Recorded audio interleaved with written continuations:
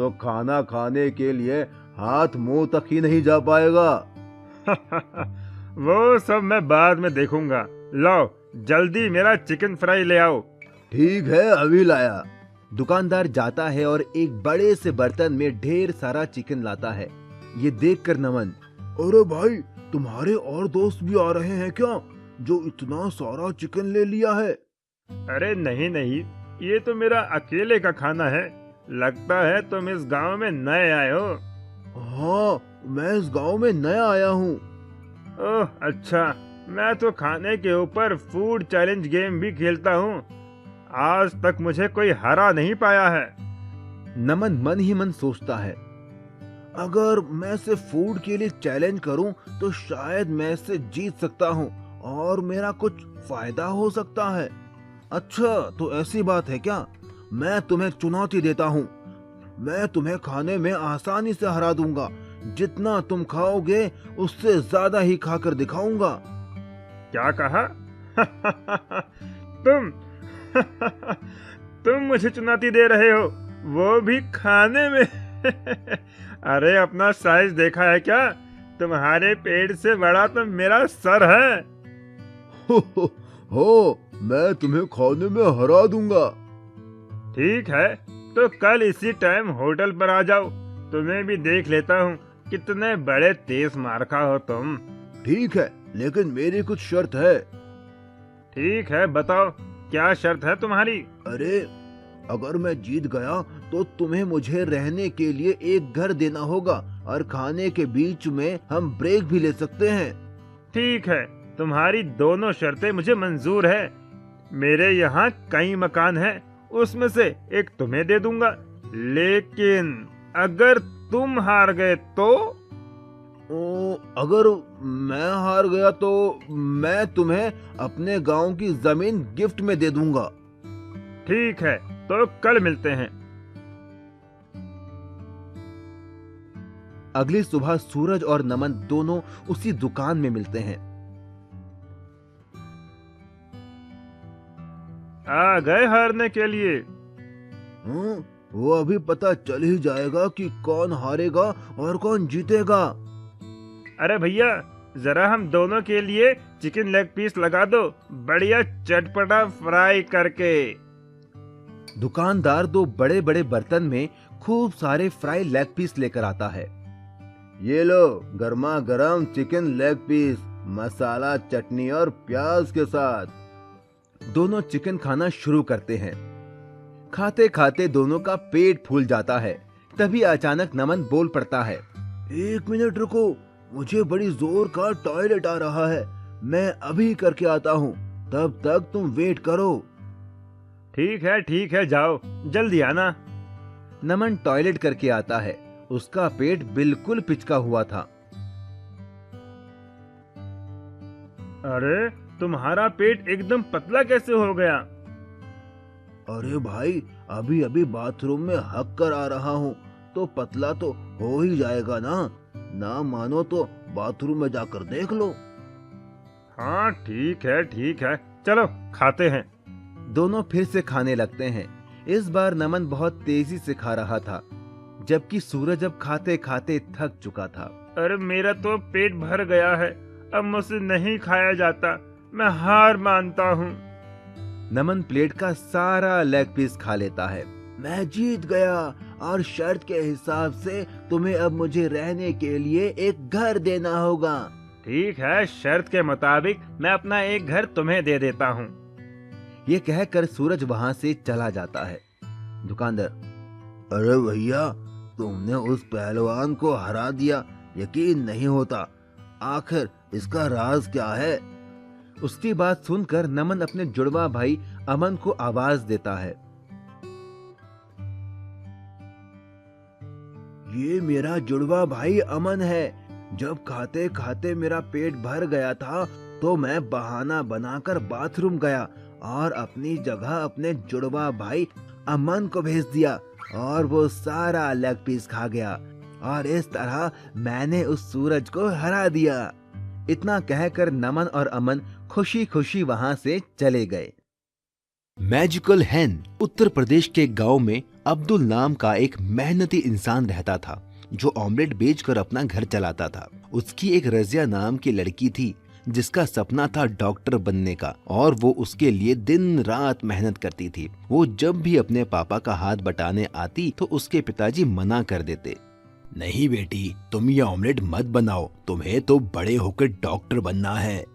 ठीक है पिताजी, लेकिन जिस दिन मैं डॉक्टर बन जाऊंगी आपको काम नहीं करने दूंगी, आप बस आराम करना। पर एक दिन कुछ ऐसा हुआ कि रजिया के डॉक्टर बनने का सपना टूट सा गया। रजिया के पिता का एक्सीडेंट हो गया और डॉक्टर ने उन्हें 2 साल तक बिस्तर से उठने के लिए मना कर दिया। रजिया को ऑमलेट बनाना आता ही नहीं था, ना ही वो ठेला लगा सकती थी, इसीलिए वो जंगल जाकर लकड़ियां बिनकर लाती और उन्हें शहर में बेचकर अपने परिवार का पेट पालती। उसकी पढ़ाई भी पूरी तरह छूट गई। एक बार जब वो लकड़ियां बिनने पास के जंगल गई तो उसे किसी के रोने की आवाज आई। मुझे बचाओ, मुझे बचाओ, बचाओ मुझे। रजिया दौड़कर उस आवाज की ओर गई। उसने देखा एक अजीब सी दिखने वाली बूढ़ी औरत रो रही थी। उसके पूरे शरीर पर घाव और फोड़े थे। उसने जाकर उससे पूछा, माँ जी, आपको क्या हुआ है? मुझे एक बहुत खतरनाक बीमारी है जिस वजह से मेरा शरीर धीरे धीरे गल रहा है। अगर पास वाली पवित्र नदी से पानी लाकर मुझ पर छिड़का जाए तो मैं ठीक हो जाऊंगी, लेकिन एक शर्त है। कैसी शर्त माँ जी? मैं तो उस पानी से ठीक हो जाऊंगी, लेकिन मुझको ठीक करने वाले इंसान को ये बीमारी हो जाएगी। रजिया ने कुछ सोचा और कहा, कोई बात नहीं, मैं आपको यूं दर्द में नहीं देख सकती। आप मेरी दादी की उम्र की हो, मैं आपकी बीमारी लेने को तैयार हूँ। इतना कहकर वो जाने लगी, लेकिन तभी उस बूढ़ी औरत ने उसे रोका और वो औरत एक खूबसूरत परी में बदल गई और रजिया से बोली, मैं तो बस तुम्हारी परीक्षा ले रही थी। आज तक तुम जैसा भला इंसान मैंने कभी नहीं देखा जो दूसरों का दर्द और बीमारी अपने ऊपर ले।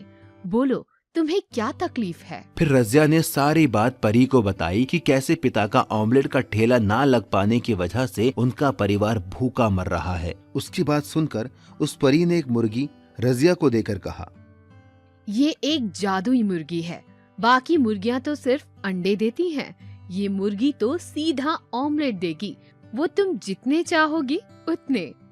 रजिया उस जादुई मुर्गी को लेकर घर आ गई और उसने फिर से ठेला लगाना शुरू कर दिया। वो एक कमरे में मुर्गी को छिपाकर ऑमलेट बनाने का नाटक करने लगी ताकि किसी को जादुई मुर्गी का पता ना चले। वो मुर्गी दिन में जितने ऑमलेट चाहे उतने देती।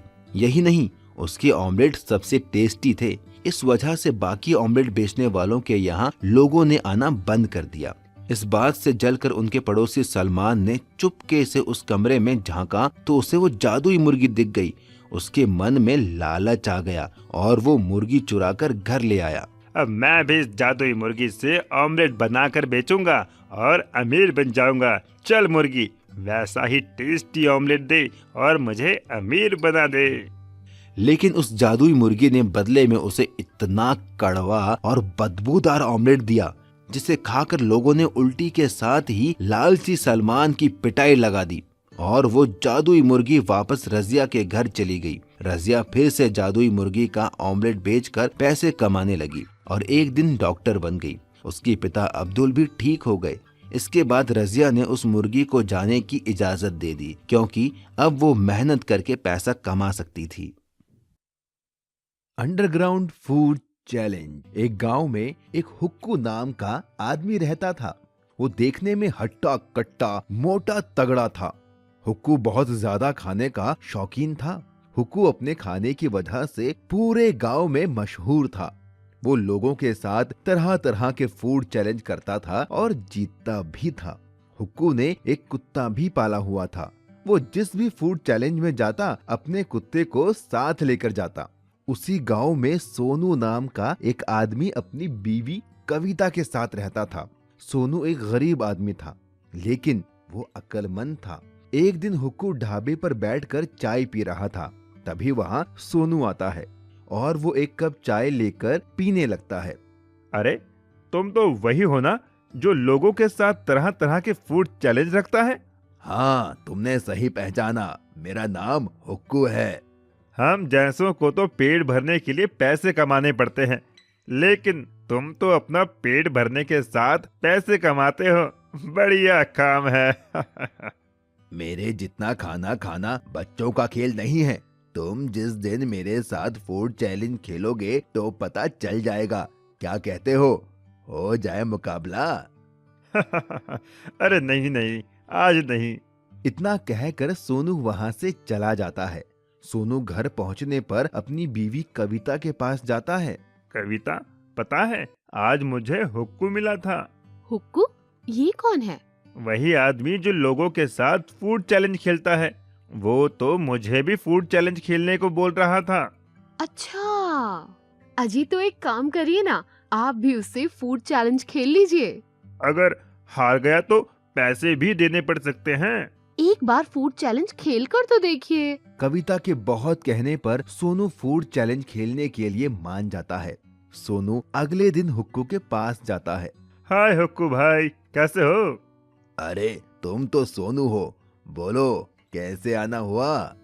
मैं तुम्हें चैलेंज करता हूँ, क्या तुम मेरे साथ फूड चैलेंज खेलोगे? क्या कहा? फूड चैलेंज खेलोगे तुम, वो भी मेरे साथ? हाँ हाँ, सही सुना तुमने। ठीक है, चलो आओ खेलते हैं फिर। हुक्कू बहुत सारी खाने की चीजें लाता है और एक टेबल पर रख देता है। अरे वाह, इतना सारा खाना! Chicken fry, chicken leg piece, tandoori chicken, मजा आ गया खाने में तो शुरू करें अपना चैलेंज।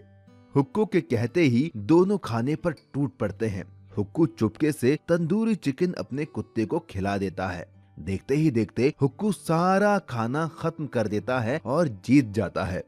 देखा, मैं फिर से जीत गया। चलो लाओ मेरे पैसे। Oh shit! सोनू शर्त के मुताबिक हुक्कू को पैसे देकर चला आता है। क्या हुआ जी? कुछ नहीं, बस हार गया मैं फूड चैलेंज में। हे भगवान, ये हुक्कू का बच्चा कितना खाता है, इसकी सांस भी नहीं फूलती क्या? ये सुनकर सोनू के दिमाग में एक आइडिया आता है। वाह मेरी जान, क्या आइडिया दिया है! क्या हुआ जी? हमारे बंजर खेत में जो हमने पानी के लिए अंडरग्राउंड बनवाया था, उसी में फूड चैलेंज खेलूंगा। मोटा होने की वजह से हुक्कू दमे का मरीज है। अगर मैं जमीन के अंदर उसके साथ फूड चैलेंज खेलूं तो मैं जीत सकता हूं। अगले ही दिन सोनू ने हुक्कू को फूड चैलेंज किया। फिर इससे हारना है क्या तुम्हें? इस बार अंडरग्राउंड फूड चैलेंज होगा।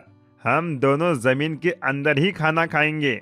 हुक्कू सोचता है कि वो जमीन के अंदर भी अपना कुत्ता ले जाएगा और चुपके से उसे खाना खिला देगा और बेईमानी करके जीत जाएगा। हुक्कू सोनू की शर्त मान लेता है। अगले दिन हुक्कू, उसका कुत्ता, सोनू और उसकी पत्नी अपने बंजर खेत में जाते हैं और एक रास्ते के जरिए वो नीचे पहुंच जाते हैं।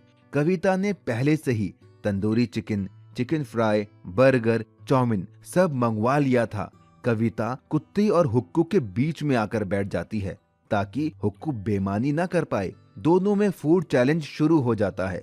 खाते खाते अचानक हुक्कू को सांस लेने में दिक्कत होने लगती है। उसका कुत्ता भी उससे दूर था, वो बेईमानी भी नहीं कर सकता था। अरे बाप रे, अब और मुझसे नहीं खाया जाएगा, मैं अपनी हार मानता हूँ। ये सुनकर वो सारे बाहर आते हैं। हुक्कू सोनू को पैसे देता है और चला जाता है। सोनू और कविता भी खुशी खुशी अपने घर चले जाते हैं। इस तरह सोनू ने अपनी अक्लमंदी से फूड चैलेंज को जीत लिया था।